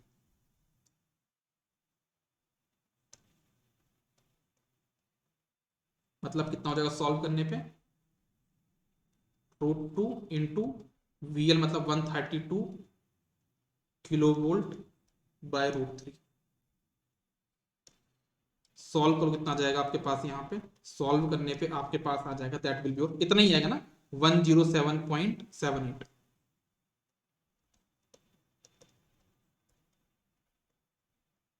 तो लिखना आप लोग यहाँ पे, इररेस्पेक्टिव ऑफ कनेक्शन, लिखने पर लिखना, ना करने पर लिखिएगा,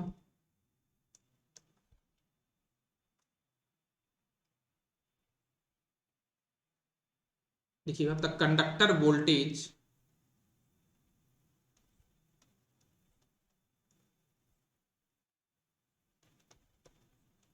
the conductor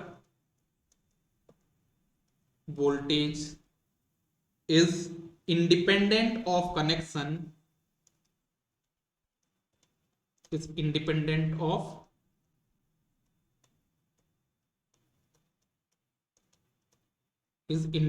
of connection as the voltage is measured between, क्या लिखा यहाँ पे, स्टार और delta,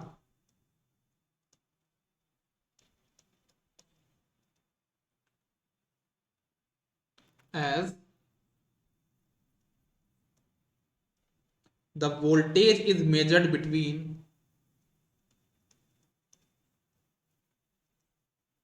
as the voltage is measured between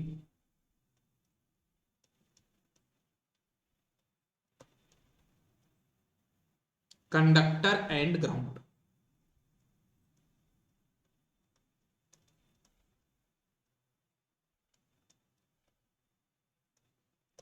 ठीक है, ओके, तो ये आप लोग समझ लीजिए, नोट कर लीजिए अच्छे से, और यहाँ पे लिख लीजिएगा दिस इज रॉन्ग, इसको नोट करिएगा, ऐसा नहीं नोट मत करना ना, नोट करने जैसे आप लोग का जो डाउट है वो बना रहे, मतलब डाउट आपका क्लियर रहे, डाउट दिमाग में रहे, ठीक है ना, तो लिख यहाँ पे रॉन्ग अप्रोच। और ये भी लिख लेना कि इंसुलेशन रेटिंग का जो फॉर्मूला क्या होगा, √2 इंटू VL बाय √3।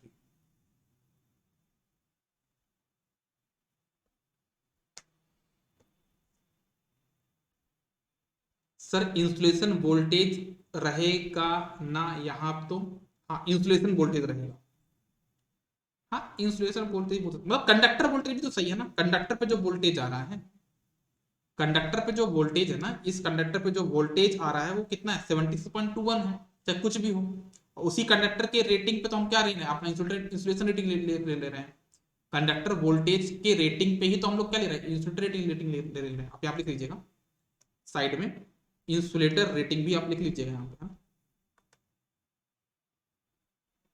आप लोग यहाँ पे इंसुलेटर रेटिंग भी लिख लीजिएगा। कहाँ गया पेन यार, नेट भी दिक्कत करता है कभी कभी, इंसुलेटर रेटिंग भी लिख सकते हैं आप,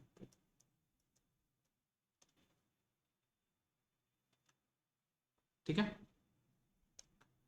तो हमने कहीं ना कहीं इसमें ये देखा यार कि हमारे पास इंसुलेशन पे खतरा है, अभी तक हमने कहीं ना कहीं इंसुलेशन के बारे में बात करी, तो क्यों ना थोड़ा सा इंसुलेशन के बारे में और जाना जाए, मतलब इंसुलेशन को थोड़ा और समझते हैं।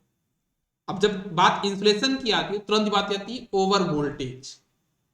इंसुलेशन का काम क्या है, इंसुलेशन का काम क्या है कि उसका कंडक्टर सेफ रहे, उसको ज्यादा वोल्टेज ना मिले, ज्यादा वोल्टेज देख के वो घबरा ना जाए, वो इंसुलेशन का काम है।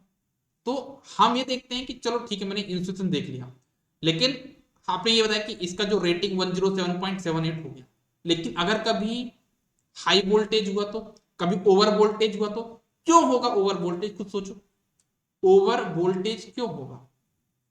ओवर वोल्टेज होने के 2-3 रीजन है।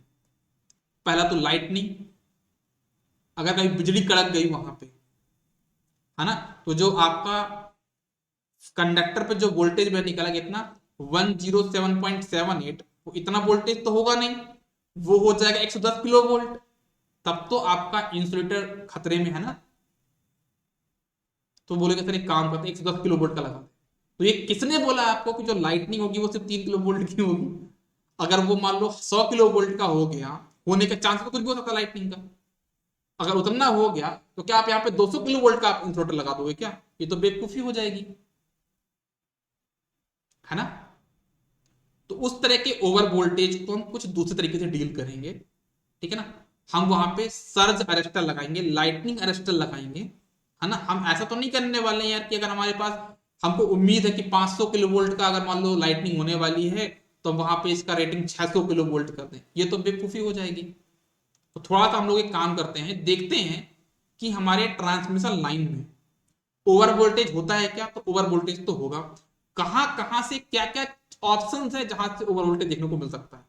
तो 2 तरीके हैं, आपके ट्रांसमिशन लाइन में ओवर वोल्टेज होने के दो ही रीजन, या तो लाइटनिंग होगी, या तो लाइटनिंग होगी, या फिर स्विचिंग होगी, या फिर क्या होगा, स्विचिंग होगी। और ये तो आपने ट्रांजिएंट पहले ही पढ़ा नेटवर्क में, ठीक है ना। समझ में आई बात, क्या बोला मैंने? मैं क्या बताता हूँ, मैं आपका डाउट डाउट पढ़ने लग गया, मतलब कमेंट पढ़ने लग गया, तो मैं भूल गया मैं क्या एक्सप्लेन कर रहा था, मैं क्या एक्सप्लेन कर रहा था यार, मैं क्या एक्सप्लेन कर रहा था, मैं भूल जाता हूँ बहुत जल्दी।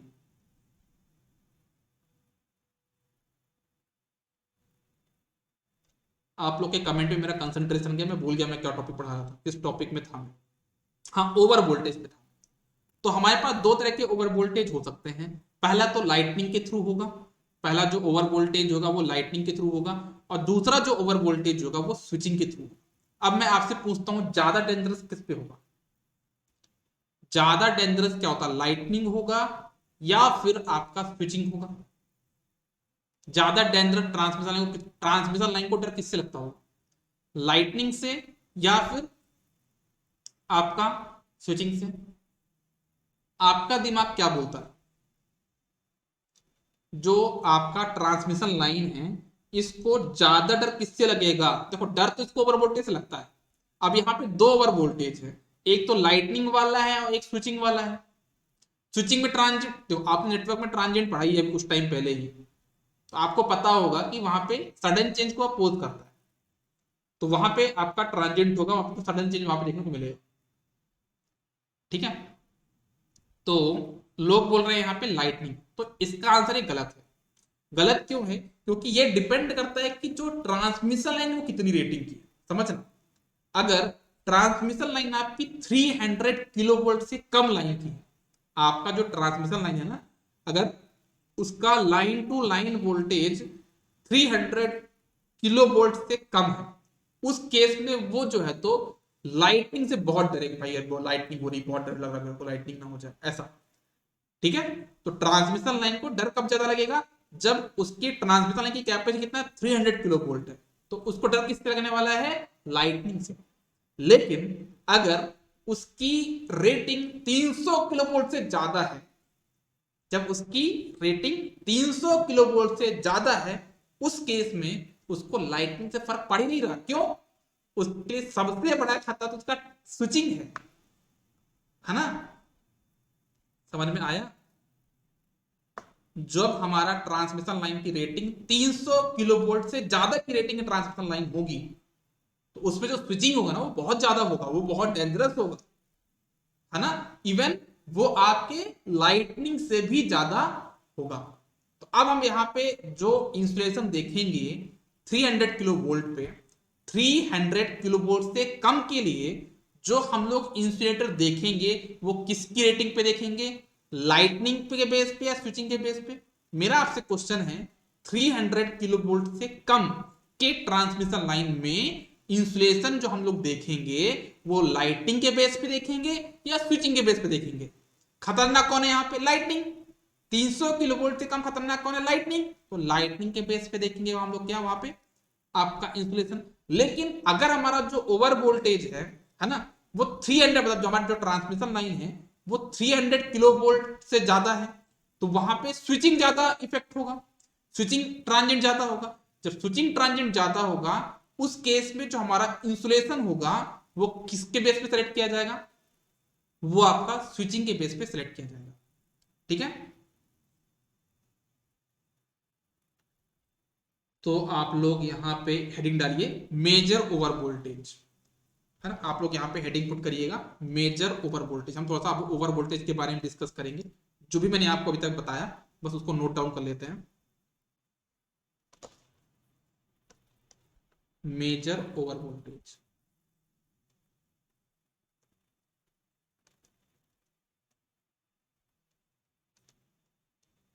दो तरीके से हमको ओवर वोल्टेज देखने को मिलते हैं ट्रांसमिशन लाइन में। पहला तो मैंने आपको क्या बताया, आपका लाइटनिंग, जो बिजली कड़कना होगा वो, और दूसरा मैंने आपको बताया स्विचिंग।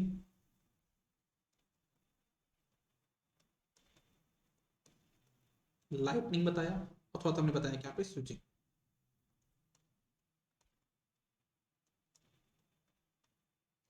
थोड़ा सा हम लोग एक काम करते हैं, लाइटनिंग को थोड़ा समझे कि लाइटनिंग होती क्या है, लाइटनिंग कैसे समझते हैं अपन, लाइटनिंग हम कैसे बताएंगे।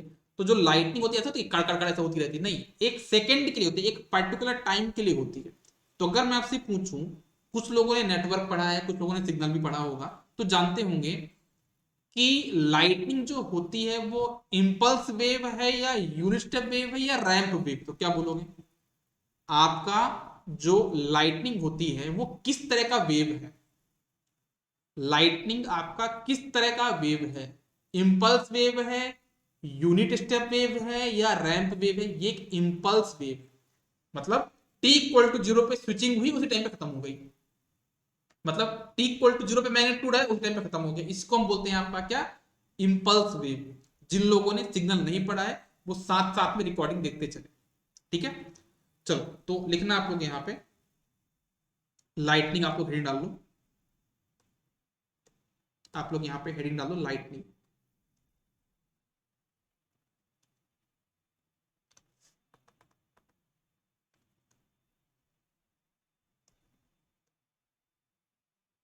लाइटनिंग क्या होती है? Discharge of cloud to the conducting bodies on the ground. कितना लाइटनिंग क्या होती है? डिस्चार्ज होना, discharge of cloud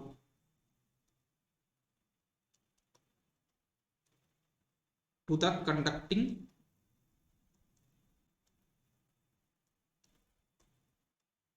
to the conducting bodies on ground.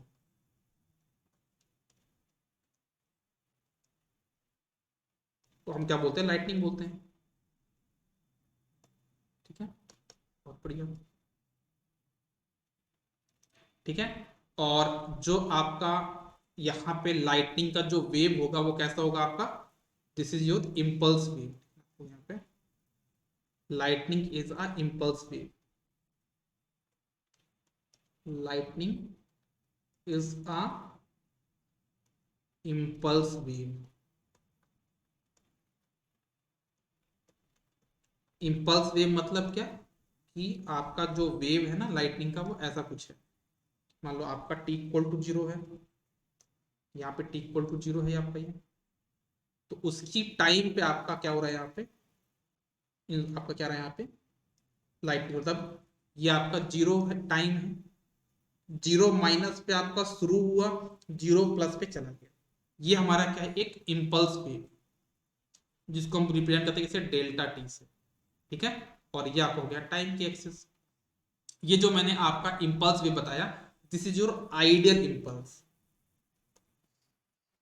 This is your ideal impulse. Ideal impulse का जो मैग्नीट्यूड होता है ना, आइडियल इंपल्स का जो मैग्नीट्यूड होता है वो कितना होता है? इन्फिनिटी होता है। आइडियल इंपल्स का जो आपका मैग्नीट्यूड होता है वो कितना होता है? आपका इन्फिनिटी। लेकिन हमारे पास जो लाइटनिंग होगी ना उसकी करंट की मैग्नीट्यूड कितना पाते हैं यहाँ पे? इसका इन्फिनिटी होगा। लेकिन हमारा जो लाइटनिंग होता है ना वो आइडियल इंपल्स नहीं, this is the practical impulse, मतलब जो उसमें करंट फ्लो होगी वो इनफाइनाइट एम्पियर करंट नहीं होगी, किलो एम्पियर करंट तक आपका। तो लिखना आप लोग यहाँ पे lightning is a practical impulse wave. क्या बोला मैंने? जो लाइटनिंग होगी वो आपकी आइडियल है क्या? नहीं, lightning is a practical impulse wave, मतलब उसमें जो करंट फ्लो होगी ना लाइटनिंग में वो इनफाइनाइट करंट नहीं होगी, है ना, किलो एम्पियर समथिंग कुछ करंट होगी। तो क्या बोला मैंने? लाइटनिंग इज अ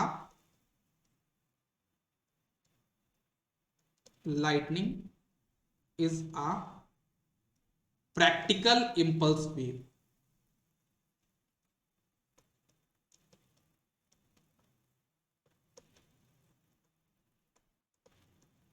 ठीक है, लाइटनिंग आपका यहाँ पे क्या? प्रैक्टिकल इंपल्स वेव है। अगर ये आपका प्रैक्टिकल इंपल्स वेव है दैट मीन्स कैसा दिखाई देगा आपका ये वेव? आपका ये वेव ऐसा कुछ दिखाई देगा,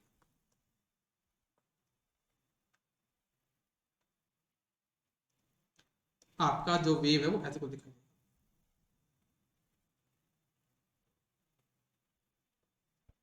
ये आपका थोड़ा ज्यादा मैंने बना दिया है, ऐसा नहीं तो जल्दी बनाना पड़ेगा। आपका वेव ऐसा कुछ होगा, मतलब कि वो इस टाइम पे टी इक्वल जीरो पे तो होता है, मान लो यहाँ पे शुरू हुआ आपका ट्रांजिशन, मतलब इस टाइम पे आपका लाइटनिंग हुआ, है ना। तो इसका जो मैक्सिमम वैल्यू अचीव करेगा यहाँ पे, है ना, इसको बोलता हूँ आपकी पीक वैल्यू, है ना, इसको बोलता हूँ मैं आपका पीक वैल्यू या पीक वोल्टेज, है ना। तो कितना होगा मान लो यहाँ पे, कितना हो जाएगा आपके पास ये, दैट इज योर, कितना वोल्टेज मान लो यहाँ पे, कितना आपका 10 किलो वोल्ट आ गया, तो ये आपका पीक वैल्यू हो जाएगा। ठीक है, this is your maximum voltage. कैसे लिखूं यार, रुको,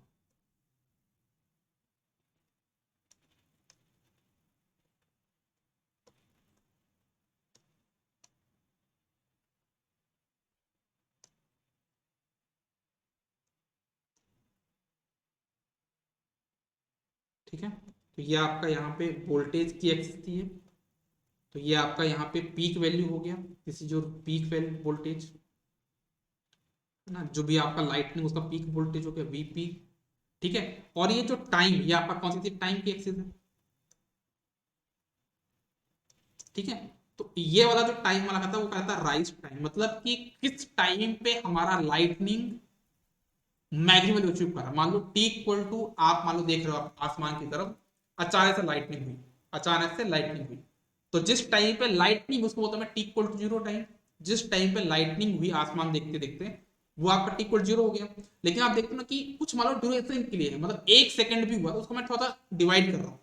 मैं क्या देख रहा हूँ, मतलब आप मान लो 10 सेकंड हुई, 10 सेकंड लाइटनिंग होती नहीं, मान लिया एग्जांपल करने के लिए, समझाने के लिए 10 सेकंड लाइटनिंग हुई, तो आप ये देखो कि जब लाइटनिंग शुरू हुई होगी उस टाइम वोल्टेज जीरो रहा होगा, धीरे धीरे मान लो एक सेकंड के अंदर कितना वोल्टेज हो गया आपके पास, 10 किलो वोल्ट। ठीक है ना, पहले लाइटनिंग नहीं हुई, जीरो वोल्टेज था, बढ़िया आराम से चल रहा था, लेकिन अचानक से लाइटनिंग हुई, तो जिस टाइम पे लाइटनिंग जीरो वोल्टेज था उसके एक सेकंड के अंदर कितना वोल्टेज होगा आपके पास यहाँ पे, 10 किलो वोल्ट, मतलब जिस टाइम पे पीक वैल्यू वो अचीव कर लेता है उसको बोलते हैं उसका राइज टाइम। ठीक है, और जिस टाइम मान लो इसका कितना पीक वैल्यू वीपी है, मान लो कितना 10 किलो वोल्ट हो गया, तो आप देखना कि धीरे धीरे लाइटनिंग कम भी होती जाएगी, वो डिस्चार्ज भी होता जाएगा, है ना, जो लाइटनिंग हुई तो नहीं कड़कती रहती लाइट, है ना, कम भी होगी। तो मान लो कम होते होते कहां तक पहुंच गए वो कम होते मान लो यहाँ पे 10 किलो वोल्ट था, कुछ टाइम पे लौटते तो 0.5 कितना 5 किलो वोल्ट हो जाएगा, मतलब वीपी बाई टू हो जाएगा। तो जिस टाइम पे वीपी बाई टू होगा उस टाइम को मैं बोलता हूँ आपका क्या, फॉल टाइम। इस टाइम को बोलता हूँ आपका क्या, फॉल टाइम, टीएफ। इस टाइम को बोलता हूँ आपका क्या, टीएफ। जिस टाइम पे ये आपका कम होते होते कितना पहुंच जाएगा, पीक वैल्यू का हाफ पहुंच जाएगा, उसको मैं बोलता हूं आपका इसका फॉल टाइम, टीएफ।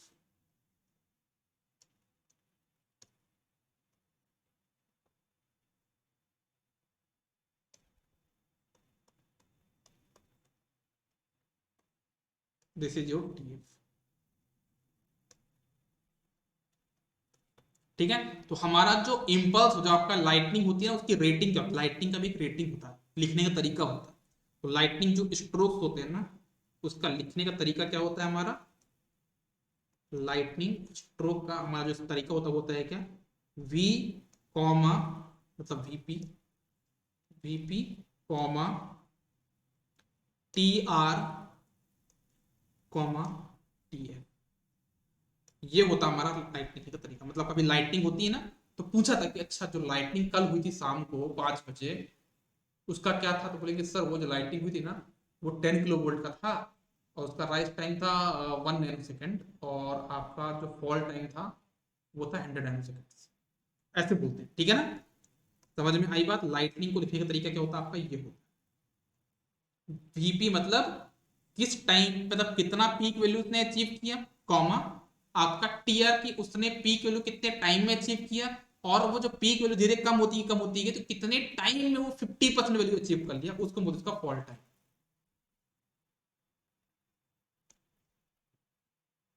समझ में आई बात। तो ये हो गया आपका लाइटनिंग के बारे में,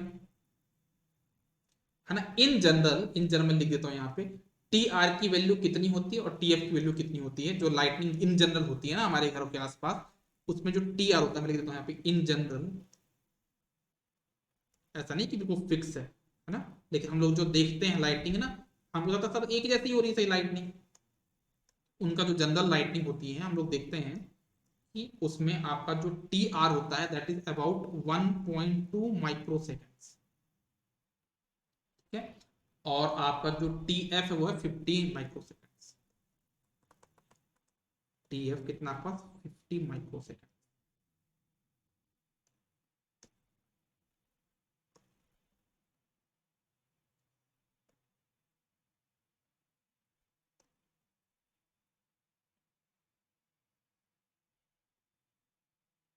अब बोलोगे सर ये लाइटनिंग तो आप क्यों पढ़ा रहे हो यार, लाइटनिंग का ट्रांसमिशन लाइन से क्या मतलब, लाइटनिंग तो सबके लिए खतरनाक है, जनरेटर के लिए खतरनाक है ना, हमारे घर के लिए खतरनाक है लाइटनिंग।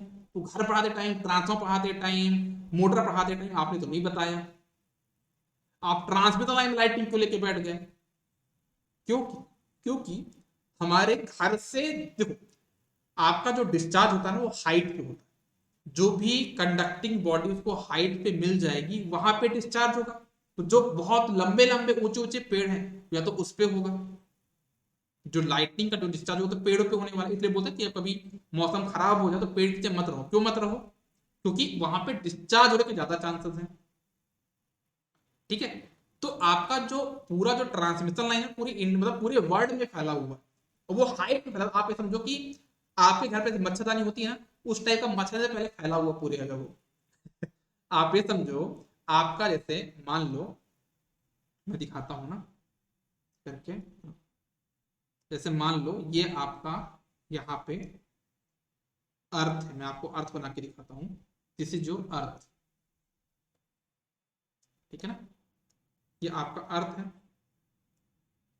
अब इस अर्थ में सभी जगह हमने ट्रांसमिशन लगाए, देखो हमारे घर यहाँ पे बने हुए दिखाता हूँ, छोटे छोटे, ये हमारे घर बने हैं, ये हमारे घर बने हुए सब जगह ना। इनमें कहीं भी मुकेश अंबानी का भी घर होगा तो बना देता हूँ, मुकेश अंबानी का घर है ये, बहुत ऊंचा लंबा है ना ऐसा करके, आईफिल टावर भी होगा, सब कुछ बना दिया हमने ऐसा करके। लेकिन हमारे पास जो ट्रांसमिशन लाइन है वो ऐसी है ना यार, हर जगह फैली हुई है ट्रांसमिशन लाइन टावर्स, कैसे फैला हुआ ये देखो। तो ऐसा नहीं लग रहा कि मतलब पूरा जो हमारा एरिया है पूरा अर्थ से ट्रांसमिशन से फैला हुआ है, जो भी डिस्चार्ज होगा उसके चांसेस कहाँ से पहले कहाँ पे होंगे, ट्रांसमिशन लाइन पे ही तो है खतरा, है ना। हमारा जो सबसे ज्यादा खतरा है वो किस पे है, ट्रांसमिशन लाइन पे। इसलिए हम यहाँ पे लाइटनिंग के बारे में पढ़ रहे हैं। जनरेटर पे क्या होता है, जनरेटर तो अपने हमारे घर में साइड में रखा, कहीं पे कोने में देखो पावर प्लांट ही रखा है, तो यहाँ पावर, तो यहाँ तो पहुंच नहीं पाएगा ना, क्यों नहीं पहुंच पाएगा, पेड़ पौधे बहुत सारे हैं, सेफ्टी भी हमारे पास है। तो हमारे पास ट्रांसमिशन लाइन में खतरा है। तो हम एक काम करते हैं, जैसे मान लो कि ये मेरे पास क्या था, टावर था, देखना बताता हूं आपको मैं, this is my tower, pylon नहीं मेरे पास, पायलॉन हो गया, ये लैटिस स्ट्रक्चर हो गया। यहाँ पे मेरे पास तीन फेस, देखना ये आर फेस गया है, ये वाई फेस गया है, ये बी फेस गया है। तो मैं एक काम करता हूँ, मैं एक रिस्क ले लेता हूँ पहले से ही, मैं एक यहाँ पे कंडक्टर ऊपर टॉप पे लेके चल रहा हूँ, मैं यहाँ पे टॉप में एक कंडक्टर लेके घूम चल रहा हूँ। क्यों घूम रहा हूँ, ये क्या न्यूट्रल, न्यूट्रल नहीं है, इसको बोलता हूँ मैं ग्राउंड वायर, इसको मैं क्या बोलता हूँ ग्राउंड वायर। क्यों लेकर रहा हूँ ग्राउंड वायर, मैं यहाँ पे इन्वाइट कर रहा हूँ, किसको इन्वाइट कर रहा हूँ, मैं यहाँ पे इनवाइट कर रहा हूँ लाइटिंग को, आजा भाई तेरे को डिस्चार्ज करना ना, तो इसको कर दे मेरे आर वाई बी फेज को कुछ मत कर, आर फेज कुछ मत कर, वाई फेज कुछ मत कर, बी फेज कुछ मत कर, तेरे को डिस्टर्ब करना है तो इसको डिस्टर्ब कर। आप इसको ऐसा समझ जाओ कि एक रूम है जिसपे तीन दोस्त लोग रहते हैं, आर वाई बी तीन दोस्त लोग रहते हैं, हॉस्टल है किसी रूम में बना के रहते, खाना पीना खाते हैं। उनमें कोई एक दोस्त तारा लाइटनिंग वाला है ना, और इनका खाना खा जाएगा, तो उन लोग क्या करते हैं उसके लिए अलग से एक रोटी बना देते हैं, ले भाई तू इसको खा ले, हमारा खाना डिस्टर्ब मत कर। तो उनने पहले से एक यहाँ पे क्या बना दिया, ग्राउंड बना दिया कि भाई लाइटनिंग तेरे को होना है तो हो जा, तो किस पे डिस्चार्ज होना पहले, तो होना इस पे। तो आप लोग बोलोगे सर अगर इस कंडक्टर पे होगा तो मतलब इस पे करंट फ्लो होगी, नहीं नहीं नहीं, आप क्या करना, जो ग्राउंड वायर आप कनेक्ट करोगे ना, जो ग्राउंड वायर आपने ऊपर कनेक्ट किया है इसका नाम क्या है, ग्राउंड वायर, आप इसको टावर के साथ डायरेक्ट कनेक्ट कर दें।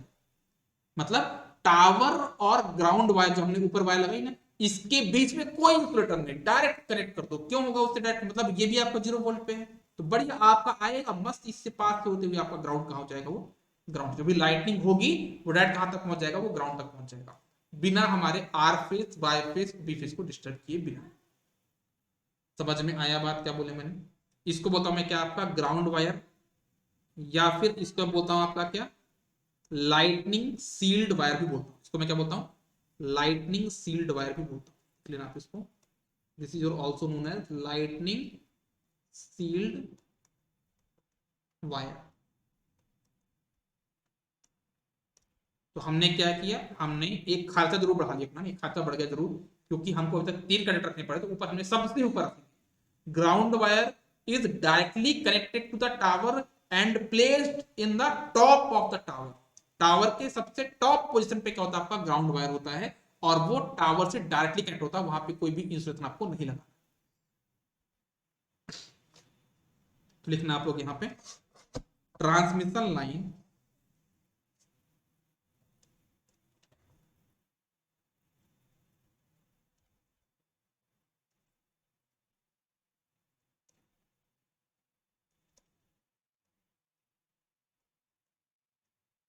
transmission line has more spread area, has more spread area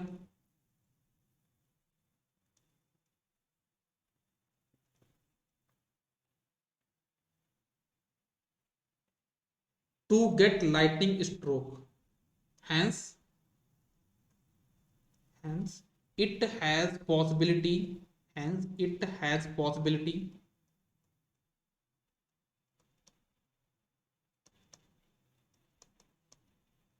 to get lightning stroke.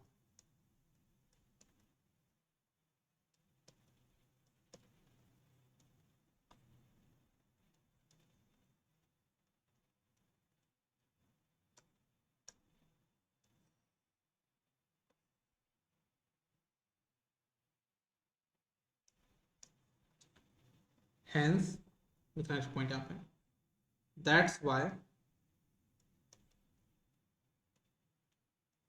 lightning sealed wire या फिर ground wire, lightning sealed wire is directly connected, is directly connected to the tower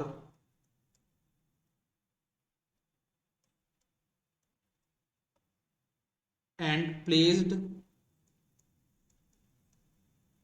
at top of the tower।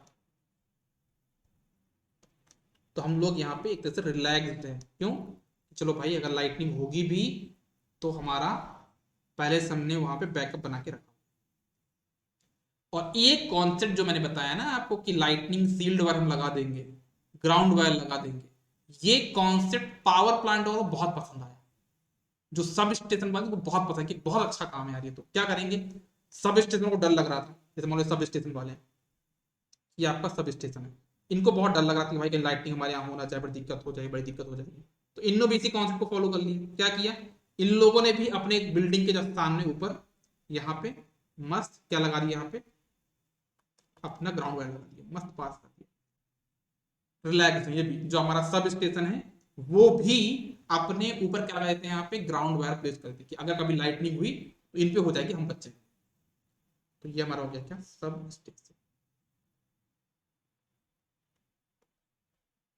ठीक है, चलो तो आज के लिए picture delete मत करना। क्यों डिलीट करूंगा मैं, कुछ भी नहीं कर रहा हूँ डिलीट में, सब बढ़िया बना हुआ है ना, आप लोग बढ़िया एंजॉय करो।